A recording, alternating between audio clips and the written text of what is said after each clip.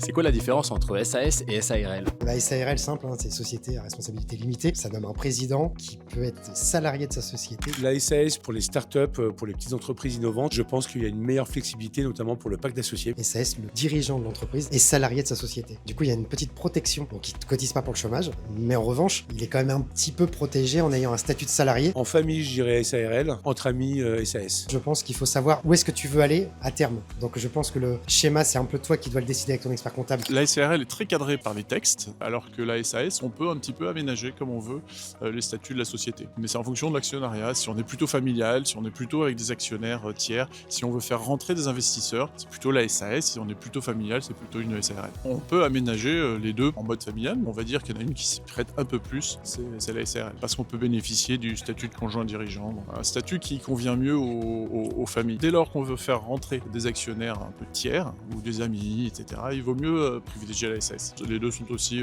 simples ou complexes. C'est simplement un statut juridique qui est un petit peu différent. En découle des rémunérations un petit peu différentes et des taxes un petit peu différentes. Il faut se rapprocher d'un expert comptable qui fera l'étude individuellement de l'envie de l'entrepreneur, de ses besoins et de son actionnariat. Entre SARL et SAS, les deux sont aussi simples à gérer.